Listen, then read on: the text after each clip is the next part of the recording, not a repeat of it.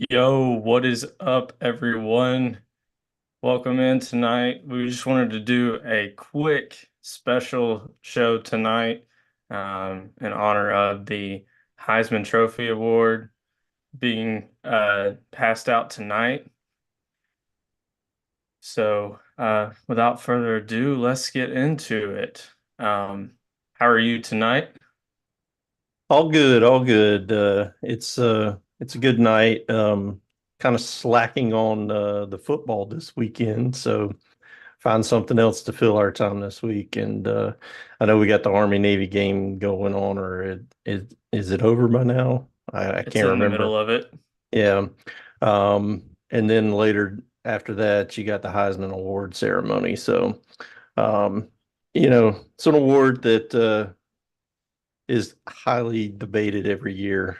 There's controversy usually associated with whoever is invited and whoever actually ends up winning and so on and so forth. And I don't know, some people say that they feel like the Heisman has lost a little of its luster as the premier uh, award for the college football season.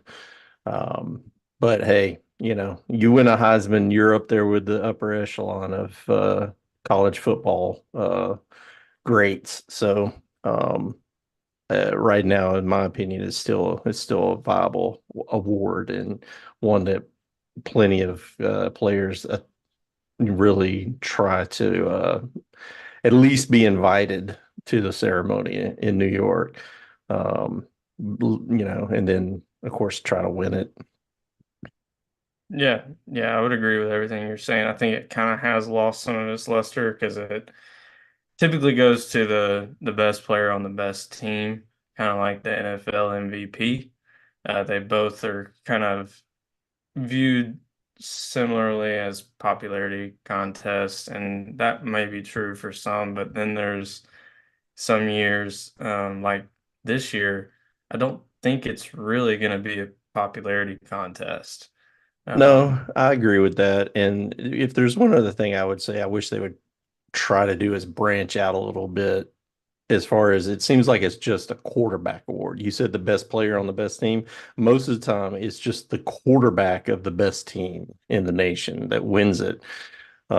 Not always, but that tends to be where they go with it. And to be totally honest, there's been other players that play other positions that have been pretty deserving of uh, winning that award in years past, and they stuck with a quarterback instead. Even defensive players have had seasons that were just, amazing, amazing seasons and ones that you don't see happening regularly. And, what's the harm in if some dude tears it up on the defensive side of the ball and it's a, once in a lifetime type, season for somebody and he's the best player, even though he plays defense in the country, give him the award. I mean, I think that would bring back some of the luster of the award if you actually gave it to the best player in the nation, regardless of position. I agree, and I think you're kind of maybe hinting at Jordan Davis a couple of seasons ago. Well, I mean, not Um, only him, but I mean, the guy from Alabama recently that had such an amazing season on the defensive line. I'm totally drawing a blank right now on his name, but Harris, I can't remember. I can't remember, but I mean, he was in the Heisman hype. And then like Adama Sue when he was in college, he had an amazing year and got snubbed. So I think that if they would branch out a little bit on actually not just giving it to a quarterback, I think that would bring back some of the intrigue to it and the, luster. I think that would help. well, I know just a few years ago, or not even a few, a couple of years ago, we had Devontae Smith from Alabama. He was a wide receiver, Hmm. won it in 2020. He had an insane year that year, Right. obviously the COVID season. So he's the most recent Non-quarterback winner. non-quarterback. Before that, you have to go back to 2015 to Derrick Henry. Also, Yeah, just a an running back. Right. animal with the football in his hands, and he's that way in the NFL. Um, so I see what you're saying, but this year it does have a little bit different of a feel to it because all these finalists, we do have one wide receiver in the mix. So although he's probably the longest shot to win it, in Ohio State's Marvin Harrison Jr. Well, with He's him, I think he's definitely the number four out of the four that are, that have been invited to New York for the ceremony. And his season fell short of expectations, if you ask me, my opinion on it. And it wasn't really necessarily due to his fault. I think, a wide receiver, you're subject to your quarterback play. If Mhm. you don't have a quarterback that is capable of, putting the ball in tight windows and getting the ball to you on a regular basis in good spots, your numbers are going to suffer. And then, by virtue, then, your Heisman status is going to suffer from that. He's a super, super talented wide receiver. He just didn't get to showcase all his skills this year like he had previously when he had like Stroud quarterbacking for him. Yeah, I would agree. He's definitely the long shot and probably will finish fourth. But I just wanted to mention something here. This will be the first time in a few seasons that we have a winner of the Heisman Trophy that had longer than 10 to 1 odds in the preseason to win the award. Typically, we've gotten somebody with shorter odds the last 2 years in Bryce Young and Caleb Williams. Um, and on Caleb Williams, he opened um, the regular season at 5 to 1 odds, so he was the heavy favorite. The next closest was Jordan Travis at 12 to 1, and then Michael Penix at 12 to 1. Uh, and of those three, Penix is the only one that made it. So we've got Marvin Harrison Jr., Michael Penix, Bo Nix, and Jaden Daniels are the finalists. Um, Penix, like I said, has 12 to 1 odds, or had 12 to 1 odds in the preseason. Bo Nix, the same thing.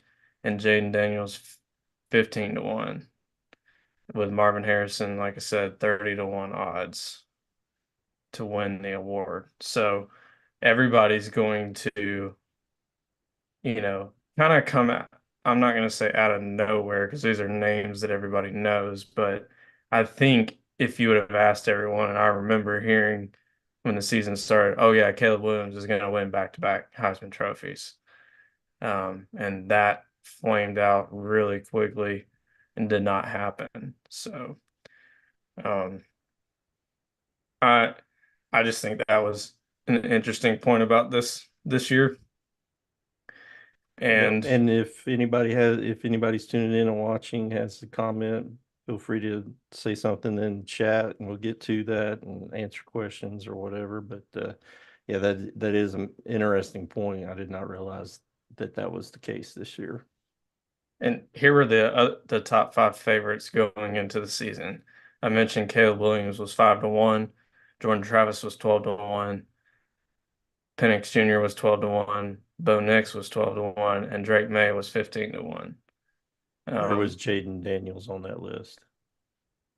like I said, Jaden was 15 to 1. He was just outside 15. of that. He was tied Gotcha. with Drake May, but Drake May is not there, Caleb Williams is not there, and Jordan Travis is not there So in who New do you, York. who do you think's going to win it tonight? I I'll go with what I said previously. I don't, for those of you who tuned in to one of our first episodes, I talked about Jaden Daniels. I just yeah, Bo Nix and Michael Penix also led their teams to great seasons, but Jaden Daniels just really had to put LSU on his back at times because that defense is going to end up being a historically bad defense this season, and they still somehow won 9 games. If you look at LSU on paper, they're an 11, 12 win team. Um, Their just going defense it, just cost them this season so yeah, much. the And way then their the one defense game per against, sorry, go ahead. Yeah, I was just gonna say the way their defense performed this season just really, really cost them. Even though they've got a ton of talent on that side, um, Brian Kelly's got to get that figured out next season because it's costing him the opportunity. Um, Well, so you wanted to see what a difference he makes in a game. You go back and watch that LSU Alabama game. They were neck and neck with them, you know, sharing blow after blow back and forth. And then he gets knocked out of that game, injured. Um, and Alabama took care of business from that point on. LSU just could not keep up without him on the field. I mean, it was just the game was over as soon as he was hurt and couldn't come back in. Ball game. right, and I think Alabama, right, if you had to put just make me pick right now, they're my pick to win it all. So for LSU and Jaden Daniels, really Jaden Daniels pulling LSU in the direction of Mm-hmm. hanging with them blow for blow, just like Georgia did. I mean, it was a close game, but I Jaden agree. was just special. Yeah, he's probably the one that you have to um, just he makes the defensive players and coordinators and coaches just have sleepless nights trying Hmm. to figure out a way to contain him, slow him down. He's just so gifted athletically. If he hits the edge and run, he can outrun you. He's got an arm that he can complete all the passes. Um, so it's going to be interesting to see him once he gets to the next level. Um, just to go over a little bit of their season stats. Um, First, you got Bo Nix. For the season, he passed for 4,145 yards. He was responsible for 46 total touchdowns on the season and had an amazing completion percentage of 77.2%.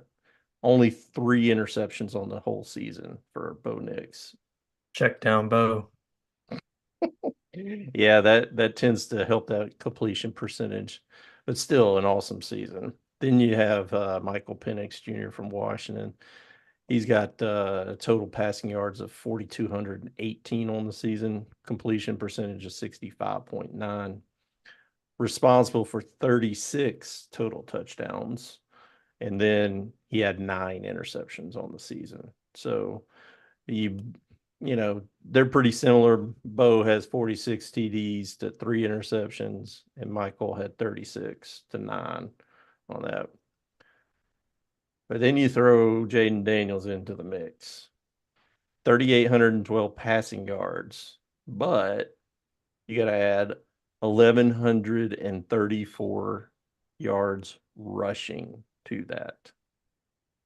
That's dang near 5,000 total yards of offense from him for this season. And almost 100 yards rushing per game. Yeah.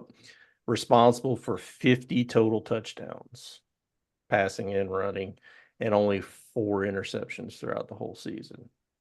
So just some rudimentary stats there, but if you pick the best numbers out of the group, I would say you'd lean towards Jaden Daniels just on the numbers, but once again, taking into account what he means to that team, if he was not on that team, LSU did not even come close to having a winning season this year, much less get to 9 wins.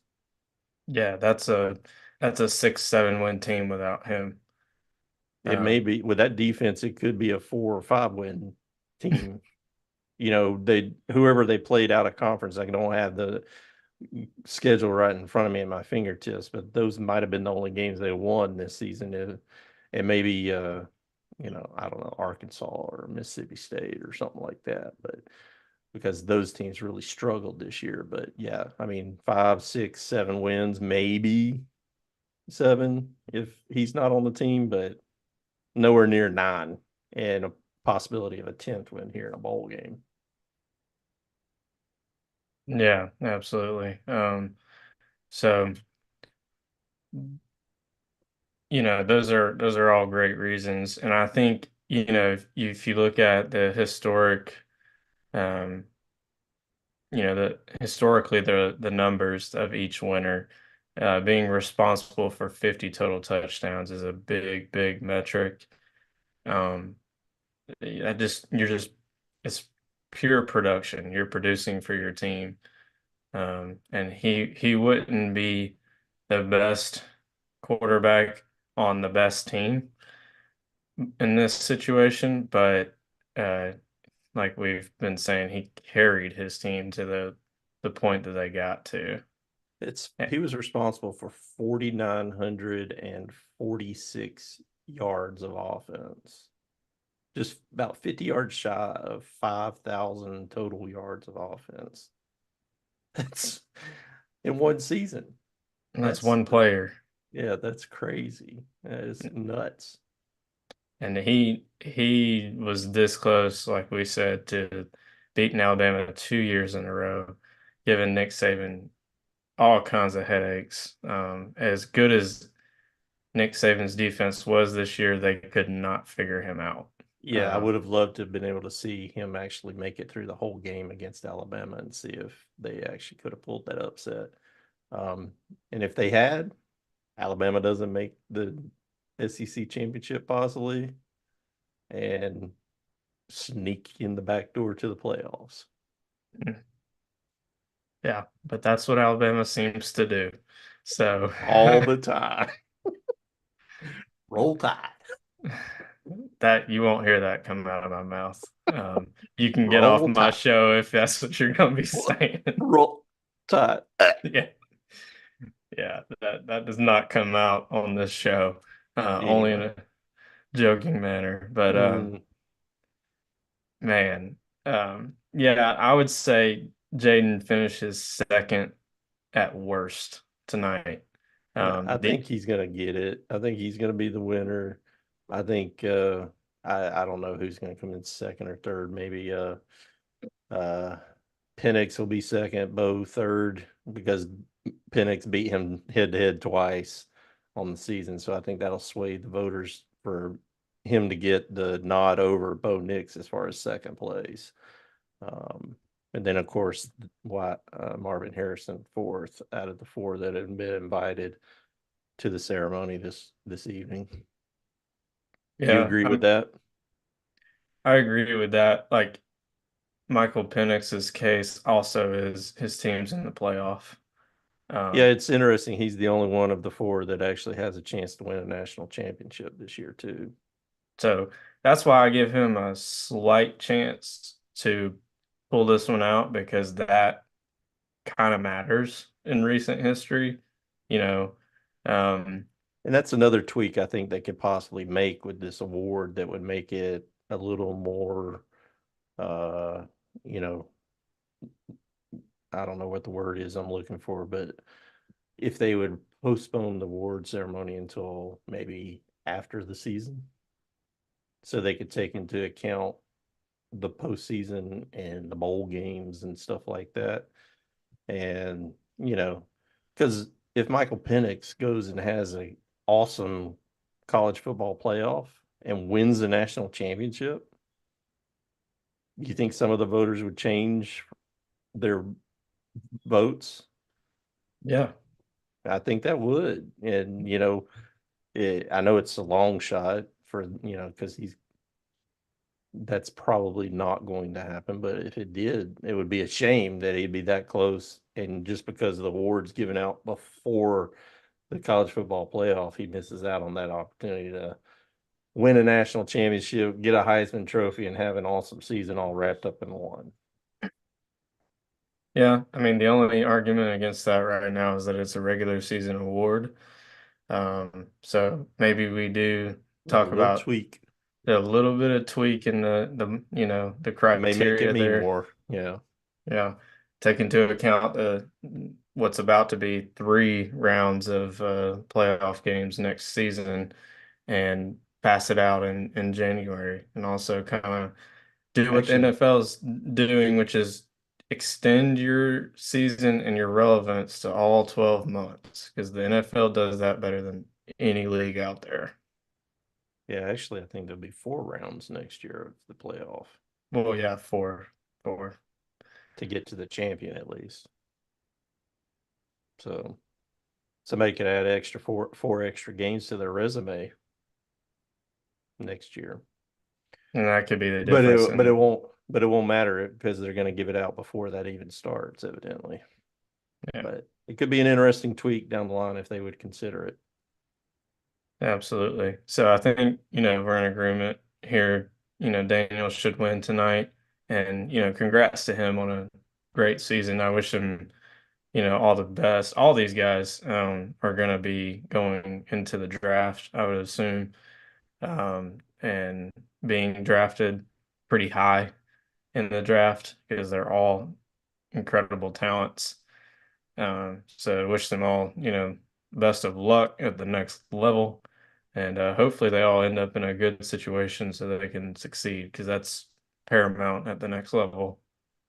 Do you have any final thoughts here tonight? No, I think I pretty much said my piece on this tonight. What about you? Yeah, I just had, one more thing to hit on. I wanted to congratulate Lad McConkey on winning the Werfel Award, which goes to the um, college football's most impactful community service leaders. He pairs that with, of course, another solid season on the field, and high academics too. I believe he has a high three something GPA, or close, or four um, GPA. So he's just an all around dude.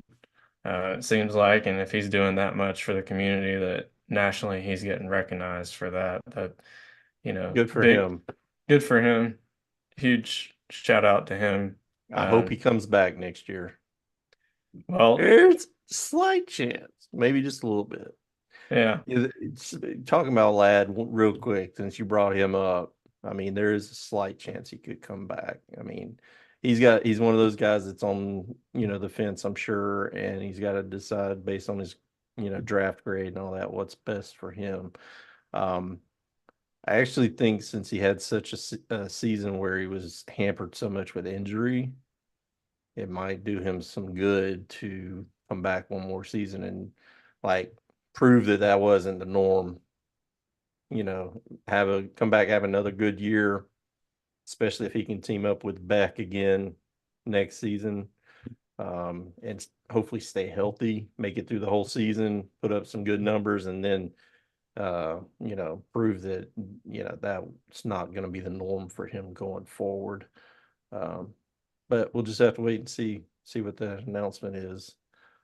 Oh, and you also were right about the transfer portal dude, the quarterback from Oklahoma. Congratulations, you picked it. thank you. He committed to Oregon this today, so he's Dylan Gabriel, and he's a duck.